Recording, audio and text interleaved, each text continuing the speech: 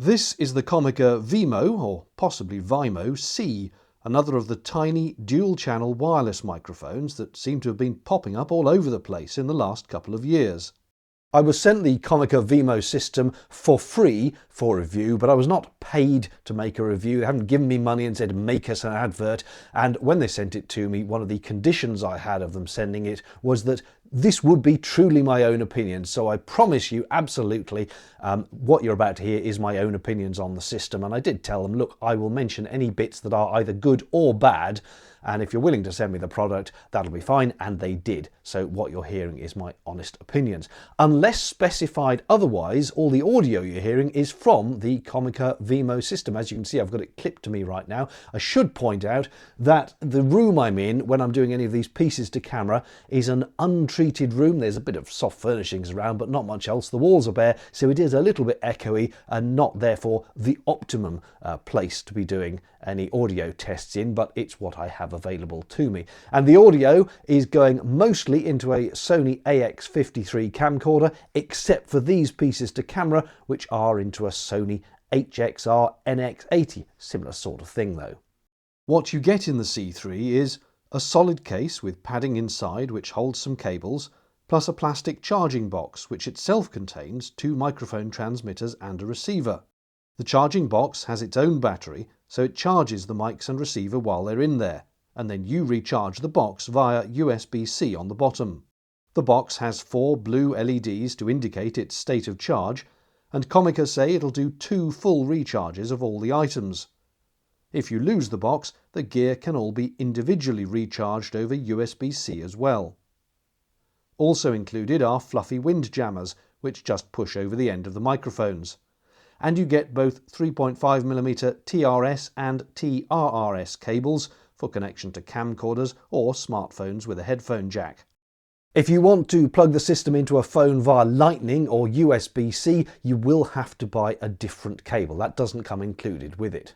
The final cables included are a USB-C to A for charging and firmware updates, and a neat little USB-C splitter that gives you a headphone monitor. Note that what I was sent was the C3 version, which is pretty much everything. It also comes as a C2 version, which is without the charging case, and a C1 version, which is a single channel, not dual channel, and again without the charging case. In terms of size and weight, here's the transmitter next to a 50p coin, and for comparison, next to the Hollyland Lark transmitter, as well as a Rode Wireless Go. The Vimo transmitters weigh 12 grams, the receiver is 18. Taking any of the items from the box automatically switches them on.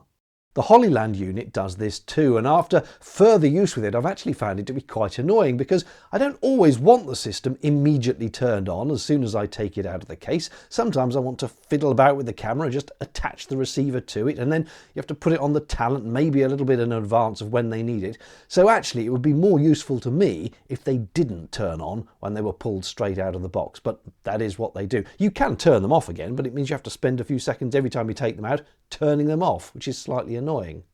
Each Vimo transmitter has a microphone on top, but there's no socket for plugging in an external lavalier.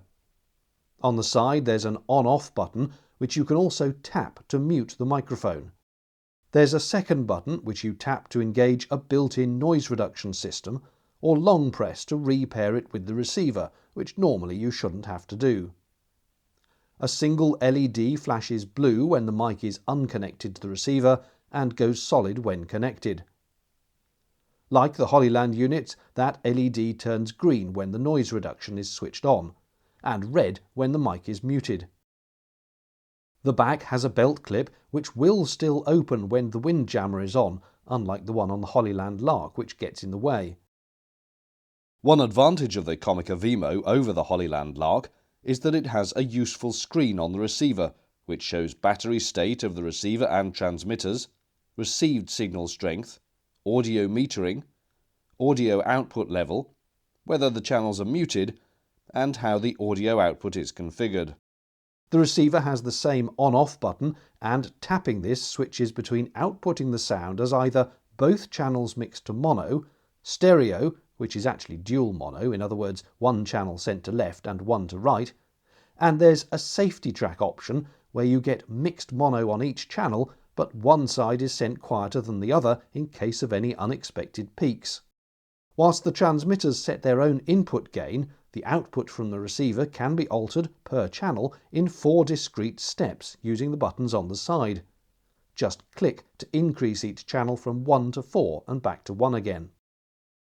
Rather usefully, by long pressing either channel button, the screen can be flipped, which comes in more handy than you'd think when you've strapped the receiver to some random place on your camcorder. It can make it much easier to read. Another neat trick of the Vimo is that the USB-C charging port on the receiver also provides audio out, so using the adapter cable supplied you can plug headphones in and monitor what's being received, which, if you're using little vlogger cameras like the Sony ZV-1, which has no headphone jack, is tremendously useful. The clip on the back of the receiver fits a standard cold shoe, which makes it easy to clip on. Let's do some formal testing then, as well as the audio you've heard so far. This will be a read on both the Comica and the Hollyland and also the Rode Wireless Go. I wandered lonely as a cloud that floats on high o'er vales and hills, when all at once I saw a crowd, a host of golden daffodils, beside the lake beneath the trees, fluttering and dancing in the breeze. Continuous as the stars that shine and twinkle on the Milky Way, they stretched in never-ending line along the margin of a bay. 10,000 saw I at a glance, tossing their heads in sprightly dance. Now for a self-noise test. In other words, how much electronic noise is actually coming out of the device themselves. First of all, I will play you the self-noise of the camcorder, the Sony AX53, with the receiver plugged in but switched off. So that is the self-noise of the camcorder itself. Then switch the receiver on but have the transmitters turned off. So what you'll hear is the self-noise of the transmitter going into the camcorder. And then finally, I'll turn the transmitter on, just the one, and put it into as noiseless an environment as I can, which is actually a metal flask, like a vacuum flask. And then what you're hearing is the noise of the transmitter, the electrical self-noise of the transmitter, into the receiver, into the camcorder.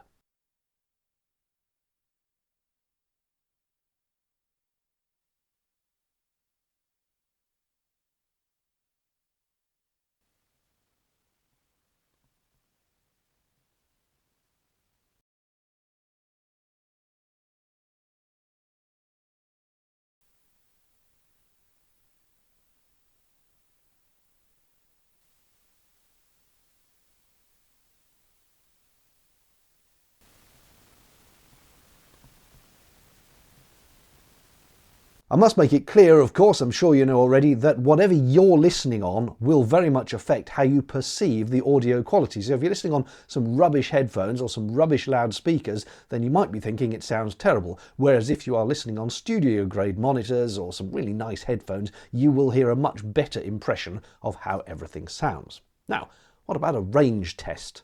For this test, welcome to Vines Park in Droitwich, Worcestershire. It's rather nice here. It's got a canal, it's got ducks and swans, it's got grass. It has, unfortunately, quite a busy road just next to it, but that is irrelevant for the purposes of this test, which will see me going approximately 200 metres in that direction, which is the quoted range of this microphone, and I will then start walking back, facing the camera so the mic is in direct line of sight with the receiver, and we will see how it sounds. So bear with me while I run 200 metres in that direction, which I will probably speed up for comedic effect.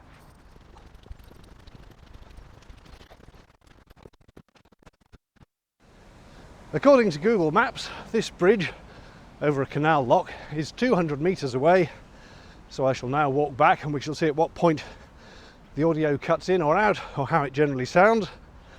We've got the canal here with a bit of a basin in which boats can turn to approach the lock. It's quite a tight bit of canal, this.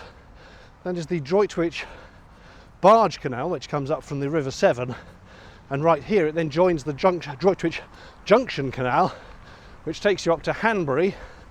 There's a nice pub, the Eagle and Sun at Hanbury, and there you join the Worcester and Birmingham Canal, which either takes you down to Worcester or, as you guessed it, up to Birmingham.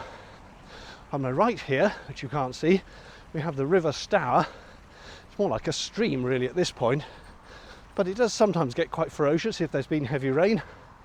And Droitwich being a spa town, there are actually brine springs which emerge into the River Stour just there between the houses. At the moment it's all looking nice and calm. Skies overhead looking a bit threatening. So yes, we've got the canal here, and there's a ship here that was a thing for people to sit on just in the middle of the park. A sort of memorial to Droitwich's brine past and the ships that took the salt away, and it's been vandalised so many times. It's very distressing. Currently it's got all this netting and fencing around it because it's being rebuilt, because it's just in a total state of disrepair, which is annoying. It's also very windy today, so although we've done a wind jammer test on the mic, this is a good real world test of how well it's blocking out any wind noise. So hopefully it's doing a good job, and hopefully that was a successful test. We shall find out. And no test is complete without checking out how the wind jammer does in a noisy environment. What I have here is an electric 3-speed fan, which I will put onto its maximum speed. It's facing me in this direction and the microphone is clipped on here with the actual microphone end pointing that way, so the breeze from the fan will initially be coming straight on and onto the wind jammer. I will then turn around so it gets a side-on blast, and we'll see how it does with that. So let's turn this thing on, and that is now blowing a fair breeze coming over here into the microphone here, and hopefully the wind jammer doing a sufficiently good job that you can still hear me talking quite happily despite the breeze. If I turn around now so that I'm facing the fan, the wind is coming effectively across the side of the microphone, and again we'll see by listening to it afterwards how well that is doing at blocking the wind noise. It's probably a worthwhile experiment just to take the wind jammer off so you can hear what it's like without it. So let's just pull that off. The wind jammer is now off. That is what it sounds like without it, and turning around again so the wind is coming straight onto the microphone there. That is the microphone without the wind jammer, and turning it off. Back to blissful silence. Finally, let's see if that built-in noise reduction system works without affecting the voice too much. For this test I have returned to the overpass where I did the last microphone test, because I think it's quite a good one. I am standing over 2 lanes of traffic going in that direction and 2 lanes of traffic going in that direction.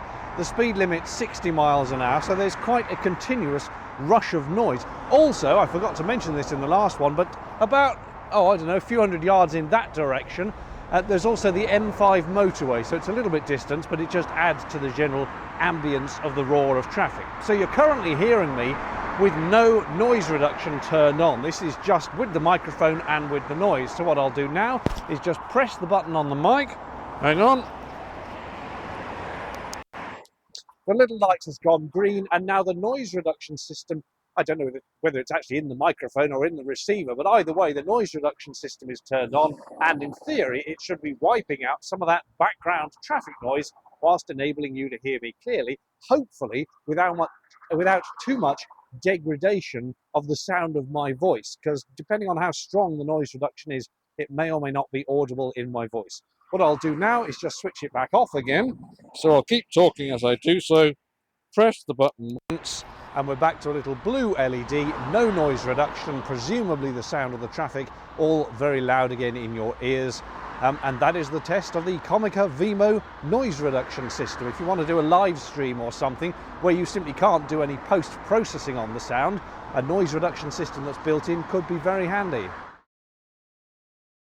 I've just come back from a week's holiday in Mallorca, and I took with me the Sony ZV-1 to document the trip, and also the Comica Vimo as well to give it a good real-world test. Now, apologies before we go on, I seem to have returned off holiday with a slight cold, so my throat is sounding a bit croaky at the moment, but I will press on.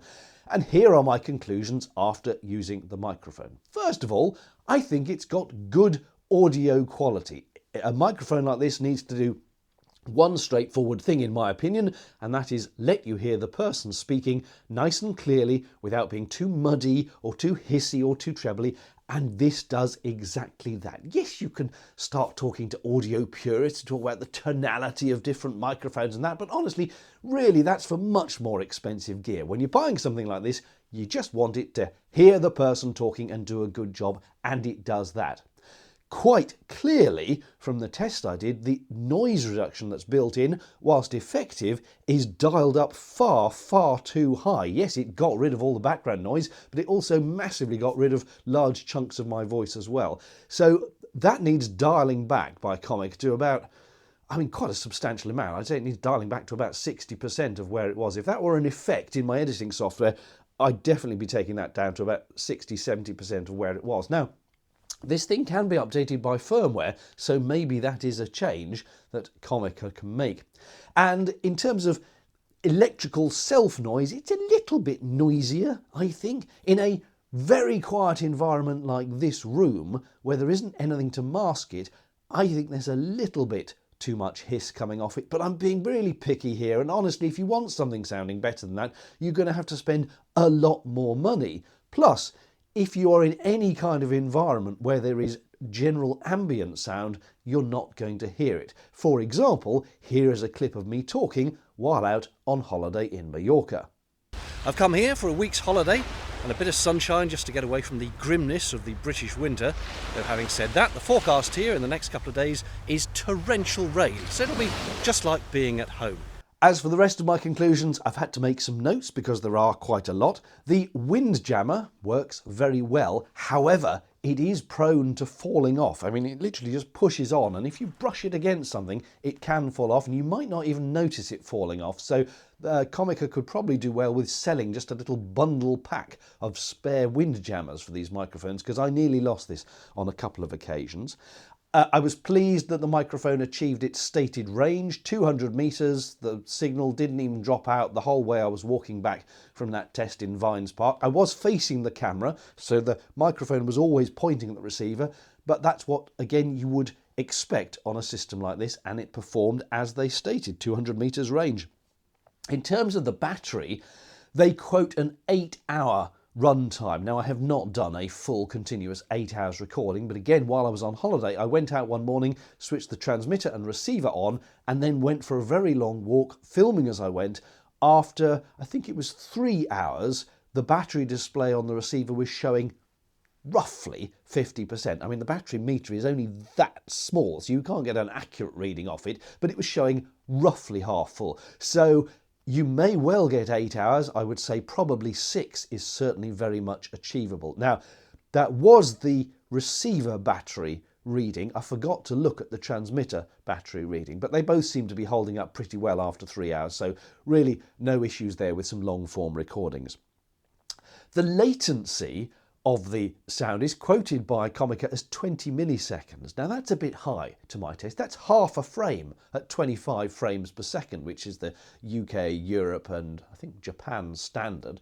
The Rode Wireless Go, by comparison, is 4 milliseconds. 4 versus 20. So I really would like that a little bit quicker, because you're almost into the level where it might start to appear on the video as being slightly out of sync. But I don't think it's noticeable, but it just makes me uncomfortable that it is 20 milliseconds. The screen on the receiver is an absolute godsend. I really liked having that readout of battery levels and the wireless signal strength and how the output was configured, and also the output strength of each of the channels to the camcorder, so you know if you're going to overload the camcorder or not. The only thing to say about the screen, though, is that the audio meters are terrible, very laggy. You would make a noise and then the metering would kick in, and some sounds it didn't even register. For example, if I clap my fingers like that, clap my hands, it didn't even register on the meters. It seems to need a longer chunk of sound for the meters to register it. So if I whistled, it would show up on the meters, but if I clapped, it wouldn't, and it was very laggy. So I don't think the audio metering side on the screen is doing very much, but the rest of the information was very good. These things are very lightweight, and that is good, because sometimes when I've put the Rode Wireless Go on somebody's shirt, it kind of sags down and looks very unpleasant. These things are so light, they don't really drag any clothes down at all, which is helpful.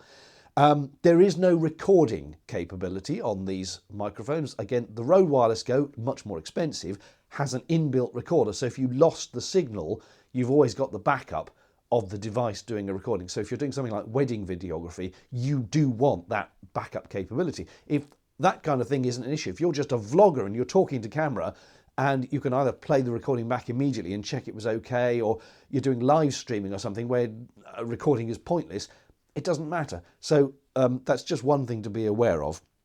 And then the price. These things are very reasonably priced. I think they're about £160 here in the UK at time of recording. That is comparable with similar units on the market. So all in all, apart from the noise reduction system being way too aggressive and the self-noise being a little tiny bit higher than I'd like, but again not really noticeable in an outdoors environment or any environment with ambient sound, I have to say I'm pretty impressed with these. I like the lightweight, I like the size, I like the screen, I like the sound quality.